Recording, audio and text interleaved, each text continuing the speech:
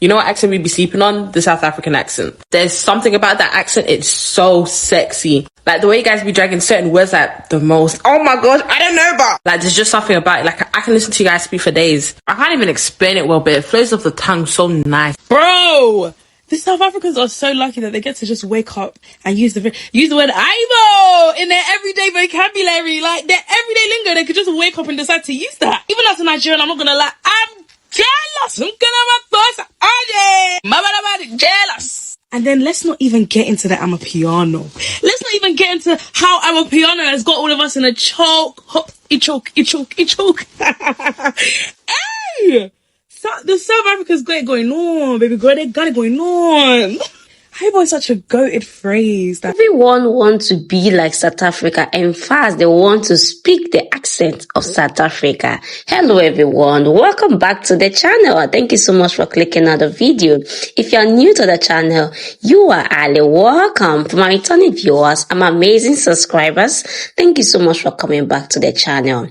A Nigerian lady living in South Africa and also schooling in South Africa shared some of the things that she never knew existence before coming to South Africa, and I was so surprised for what this lady have to say about our beloved country, South Africa. Let's take a look at the video, and please do not forget to like the video and comment your thoughts below. This video, right, is one where I want to talk about things that I had either never heard of before or only heard of before I came to South Africa. So basically things that, like, either I knew of them, like I knew that they existed, but I just never seen them before, or I had no idea, like I was oblivious to the fact before I came to South Africa. So basically things that living in South Africa has exposed me to outside of the things that were normal back in my home country, which is Nigeria. The first thing that I saw for the first time in South Africa was topless women in public. Guys, I am not even kidding. Like, I knew that there were African tribes that went topless, like the women went topless. And growing up as a Nigerian, I had seen like all them Igbo movies where, you know, the women are wearing traditional attire and then they tie a short wrapper like a skirt and then also one over their boobs. But I had never seen like ones where people just go topless and wear only the skirt pieces. And when I got to South Africa, I think it was my first Heritage Day, and I was like, wait, what have I seen? What's going on? Like, women were just going around with like little pieces and beads on their neck and nothing to cover the sisters. I'm like, oh my god, that was such a discovery. Like, I didn't even know that it was something that was going to be so rampant in like cities, right? I thought it was just in like more rural communities that things like that would happen. But guys, like, this was like on campus, on the streets, in stores, like in normal places, guys. People were wearing their traditional attire and wearing that. And I mean, as a Nigerian from a very conservative community and everything, like, it was like, oh my god, what am I looking at? And do these people know what they're doing? But honestly, over time, I've just come to realize that different people have different cultures, and what's acceptable in certain places might not be acceptable in some. So at least I now know what these cultures look like. And yeah, that's the first thing that I was just seeing for the first time when I came to South Africa. Okay, so now the second thing that I just discovered for the first time when I got to South Africa is right-wheel drive cars. No, actually, scratch that. I wasn't seeing them for the first time. Of course, I've always known that there were cars that were like left wheel and right wheel. You know, I had been educated around that, and I had also seen that on TV. So coming to South Africa and discovering that all the cars were right wheel drive was very interesting. For my first 1 year in this place, I promise you, I'll go to the car and then I will be opening the door to the driver's seat, and then Muiwa will be like, Muiwa is my husband, by the way. And he'll be like, where are you going? Are you driving to me? And I'll be like, oh my goodness. Because I used to forget all the time. Like, it took a lot of getting used to. I remember my first ever ride in a car in South Africa. I think it was an Uber, honestly. And it was on the freeway because I was leaving the airport in Johannesburg and going someplace else. And I was so scared because the car was moving so fast, and like, I was just on the wrong side of the road as far as I was concerned. So it was really, really scary, but it took a lot of getting used to. And now I am very, very used to it. Like, I can function on the left, I can function on the right, like in any car I find myself. So yeah, that was one thing that I just experienced for the first time upon moving to South Africa. Now, the fourth thing, this one, I think I discovered it, like I learned about it and I saw it for the first time in South Africa, was tapping your card to make payments. Guys, in Nigeria, you take your ATM card and you put it in the machine, you put your PIN in, all that good stuff, and you pay for your stuff. But here, like, I didn't even know that I could just tap my card. I mean, I think I had seen it on TV a few times, but I didn't think much of it, right? I didn't think that it was something you could just do, like, just about any store. Okay. I thought it was for these really rich people with the credit cards and stuff. And, you know, there's a certain type of card that comes like that and all that. Only for me to get here and the regular student account card that I had, I could just tap it and the money will go. Guys, oh my gosh. At first I was really, really worried because it's like, yo, are you sure that this is safe? Because if someone takes my card now and they tap it in 10 places, Otilo, the money is gone. But honestly, it was a bit scary. But over time, I've gotten used to it, and it's just a normal thing. It's even easier than having to insert your card in the machine and enter your PIN and all that good stuff. So yeah, that was something that was a bit new to me when I came to South Africa. But of course, I've gotten used to that. This next one I'm about to share is going to be like a shocker to most South Africans, because this is something that is as normal as water, as normal as air in this country. But I only discovered it when I came here, and that is pap, guys. In Nigeria, we eat rice, we eat curry, we eat amala, we eat all the things. But you see pap, I have never, like, in Nigeria, actually, we have what we call pap, but it's made of cassava. It's cool. And it's supposed to be like let me see what I can compare it. It's like porridge, right? You know how porridge, breakfast porridge that you make here is like a paste or custard. Actually, custard is the perfect example. So pap in Nigeria is like custard. It's just like a more subtle custard or something like that.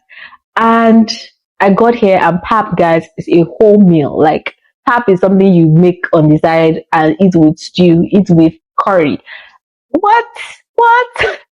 I mean, the first time I saw pap, I was like, what is this? Because also the texture sometimes can be very confusing for somebody who isn't used to such textures. In Nigeria, most of our swallows, or most of our like main dishes, or should I say side dishes now, they kind of come with a very smooth consistency. So when you make eba, when you make amala, you kind of want to make it have a very smooth, very soft and smooth consistency, essentially. And pap can be very lumpy. It can be very like different sizes and things. So when I first saw it, I'm like, did these people mistakenly do something wrong and then they put it on the shelf? Or am I the one that's confused? And then my husband was like, oh no, that's pap. That's how it is normally eaten, blah, blah. Honestly, pap it came as such a surprise to me. And right now, I must confess that I have a love-hate relationship with that thing. My husband will eat pap any day, like he loves it. The last thing that I'm going to be sharing in this video, and this is one that took me by absolute surprise when I first saw it, is packed chicken parts. Guys, like, the first time I went into a butchery and I saw chicken feet, 5 kg in a bag, I had to take a picture and send to like my family at home, like, guys, look at this. And we had such a great laugh. Like, guys, normally in Nigeria, all these other chicken parts are just things you come about. Like, if you buy a whole bird and you take it to your house to kill it, like, you will never go to the market in Nigeria and see them selling chicken feet or chicken heads. Or I feel like the heads was even the one that confused me the most, because it just looked like something shady. Like, why am I buying 3 kilograms of chicken heads? What am I using it for? It was so funny to me, guys. Like, chicken feet, chicken heads, chicken hearts. Actually, yeah. Chicken hearts. That was actually the most confusing one. I feel like chicken heads and chicken hearts are struggling for like the most confusing one in my head, because why am I buying a whole pack of chicken hearts?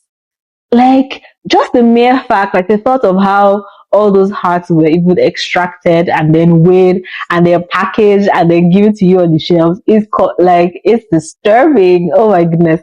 But yeah, I guess it's cuisine. I guess it's a delicacy here. And so by all means, people sell it, people love it, people buy it. One of the beautiful things of traveling to a different country, you get to learn new things and you get to see new things for yourself. You get a new adventure. This lady have really learned a lot of things about South Africa. According to her, these things, she never knew that these things exist before. But for her to come to South Africa, she had learned a lot as a Nigerian. Trust me, as a Nigerian as well, I was really surprised with some of the things she was saying. Especially when she said in South Africa, you can literally see somebody, like the ladies wear half dress, you can see them, they are, when she was saying that, I will put a picture for you to understand what I'm trying to say. When she said that, I was really, really amazed that, do you mean when I go to South Africa, I'm going to see these things for real? That was a beautiful culture. I would love to witness that. Oh my God, it's going to be a mind-blowing experience, because in Nigeria, you hardly see that. Like, even to the point that the way our forefathers used to dress back in the days, the way our mothers dress, like, tying some wrapper on your waist and wearing some small wrapper on your chest. In Nigeria, if you dress that way right now, people will be laughing at you. People will like, what is wrong with you? Are you okay? Is everything fine with this person? Yes, like for me, I feel like gradually we are really losing our culture a lot, especially in my country. Let me speak for my country, because a lot of the things that our parents did in their time, like wearing traditional clothing, like, the way the women wear beads on their waist, beads on their neck, do beads on their hair, all those things, we are losing them. You don't really see these things a lot in my country, Nigeria, because we are just adapting the foreign ways of life, the way they dress, we want to look posh. So to the point that if you even dress the traditional way, like you are just walking casually in the streets or in the market, or you went to any organization and they see you wear some bead on your waist and you tie some wrapper, I think everybody will be asking that, is this person okay? That is how much the Western world have deep into our system, and it's very rare for you to see that kind of thing in Nigeria. So when she said that in South Africa they still do those things, I was really mind blowing. I cannot wait to see those things for real for myself. So please, at this point, don't forget to also like the video, and I would love to see your experience, and also tell me, what do you think if you're in Nigeria living in South Africa, or if you're a foreigner? I would love to also see your experience on the comment section.